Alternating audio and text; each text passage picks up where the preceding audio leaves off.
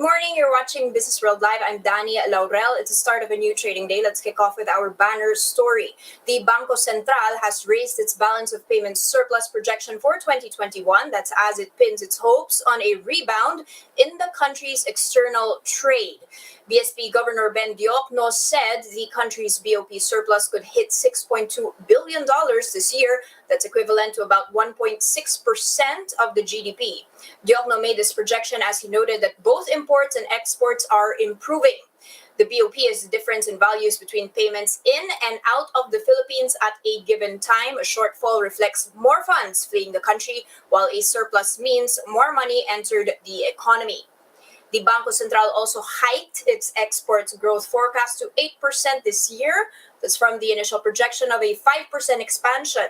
It also projects imports to grow by 12% from an earlier forecast of 8%. Gross international reserves is seen to reach $114 billion by the end of 2021, which is also higher from the initial forecast of $106 billion. Meanwhile, Fitch Solutions Country Risk and Industry Research said that while the Philippines' external position remains solid, they're still less optimistic on the long-term prospects because of downside risks from muted foreign direct investments, as well as a weak outlook for manufacturing and rising import needs.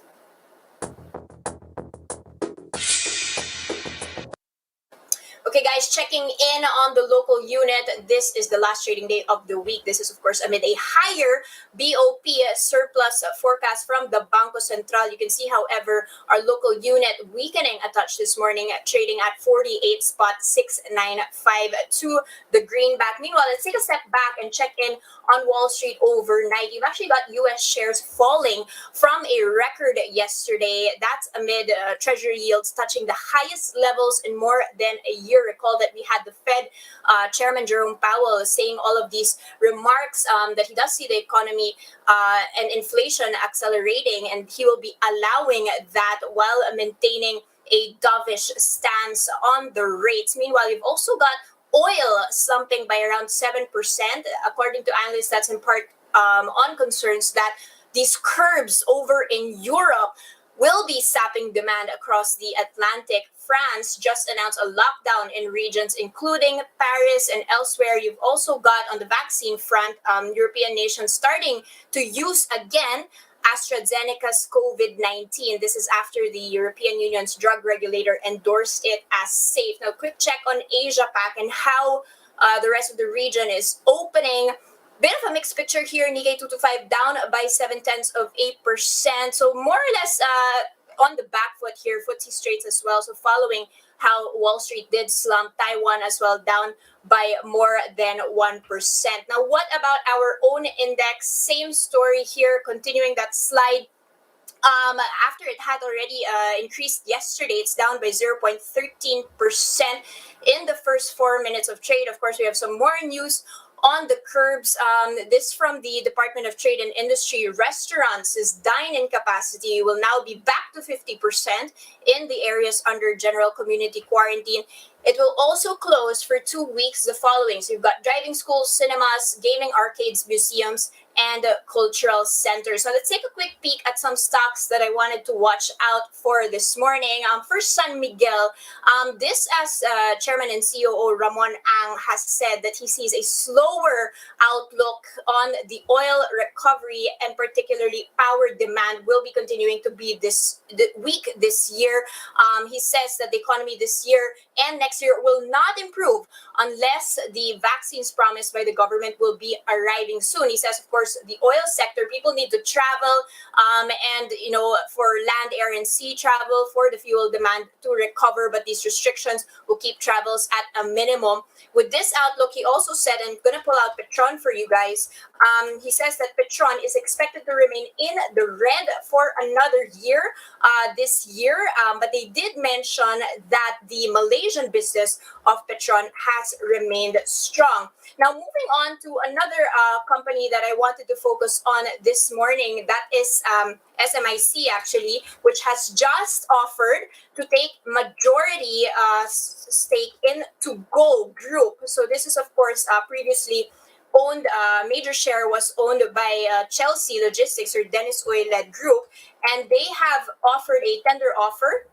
The group of the board of SM Investments will be acquiring to go shares at 8 pesos and 50 centavos each to boost its stake, which is now 30.49% to at least a majority. So they will be offering to buy all of the remaining shares at 8 pesos and 50 centavos per share. Now, in a separate disclosure, you've got Chelsea Logistics agreeing to sell its effective stake. Their stake is around 31.73% in to go at this same price, and the proceeds of the sale will be used by Chelsea to be paying the loan obtained, of course, to buy those shares. Meanwhile, to go is actually trading at 9 pesos and 65 centavos right now. It is on a trading halt for 1 hour until 10:30 a.m.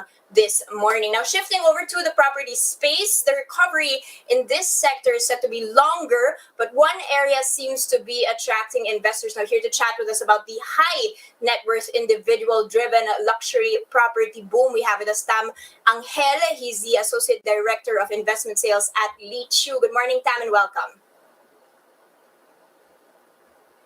Tam, I'm not sure I can hear you. I think you may be on mute. Sorry, Danie. No Hi, worries. Danie. Good morning. Good morning. Okay, Yeah, Tam, Bloomberg had actually done a piece about luxury properties over in the US, and they did mention this boom happening there with the rich becoming even richer, able to take opportunities and buying all these expensive properties that have now become more affordable. You're saying that the same trend is happening here in the Philippines. Tell us more. that's correct, Danie. And I think it's all a matter of foresight and forward thinking, really. And it's no big secret that throughout this pandemic, we at LPC have taken quite an optimistic tone in the market. But there's a reason why we're so bright-eyed about real estate, and that's because we understand, like those folks, right? That real estate is a long-term play. It's a position that requires a lot of forward thinking. So you have to kind of read the market from a big picture perspective to determine where best to come in on the cycles.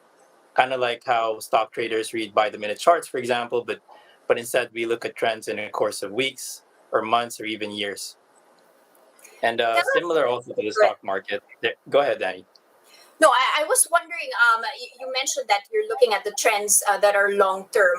What do you mean by long term, right? Because everybody's hoping for a rebound. But are you saying that the rebound in the luxury segment will be faster or quicker, or that it hasn't even gone down at all? Well, it did dip for a bit last year during the third quarter, but there was an uptick in demand during the fourth quarter, and that demand carried on till the first quarter of this year, at least for the first 2 months, is what we've seen. And it's really a matter of strategic positioning for these guys, right? Because they can see that there's recovery ahead, and they're betting on that recovery.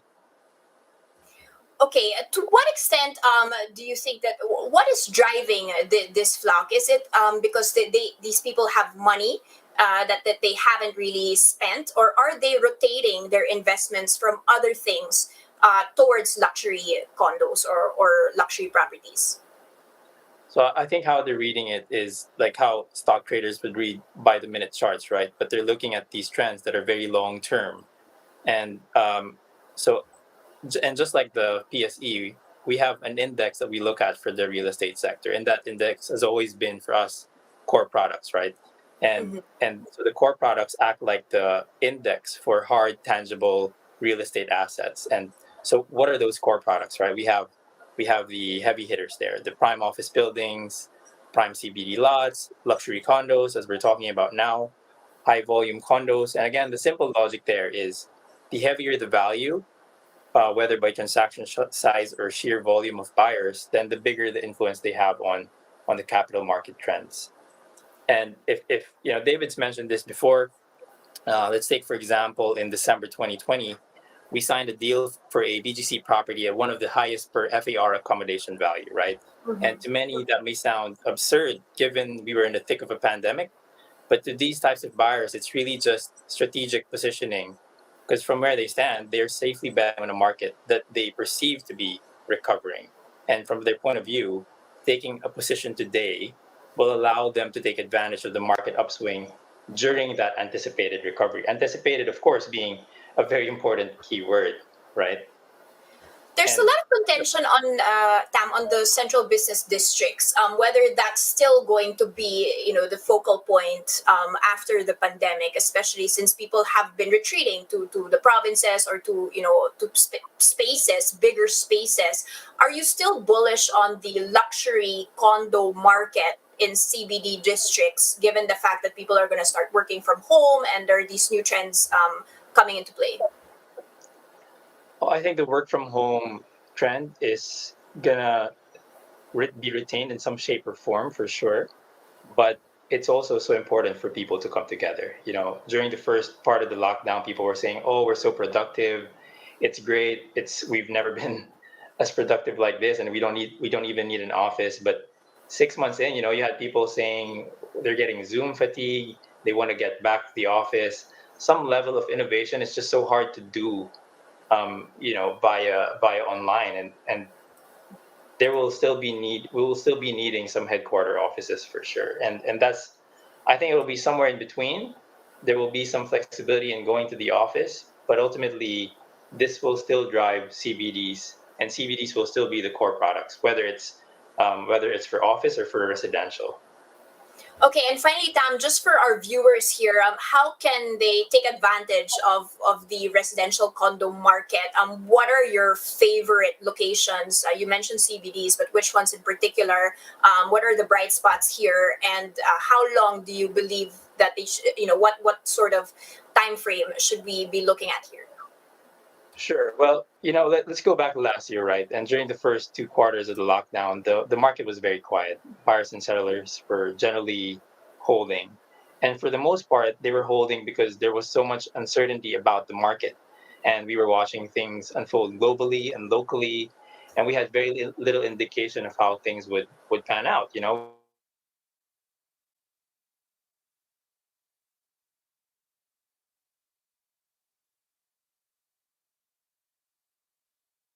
We didn't know how long it would be to one that was a lot more hopeful, right?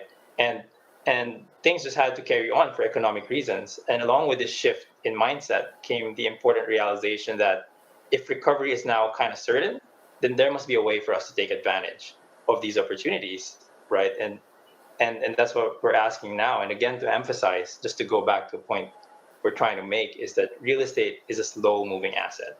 We read Mm-hmm. trends in literally spans of months or years. And if we're able to read ahead of the curve, then there's a good chance we can understand where best to position ourselves. And for real estate, we tend to look at the core products because the core products dictate the behavior of the market ultimately. And I think I'd like to share this graph on the GDP and BGC capital values we had. Sure. And when GDP growth came to a halt in 2009 during the GFC, capital values in a core market like Bonifacio Global City remained flat at worst. But the moment GDP growth rate recovered post GFC years, the capital values grew at a tremendous rate. And if you had come in at 2009, at the height of the GFC, you would have been immediately rewarded with hypergrowth in 2010, 2011, 2012, and in 2012, it was even as much as 50%.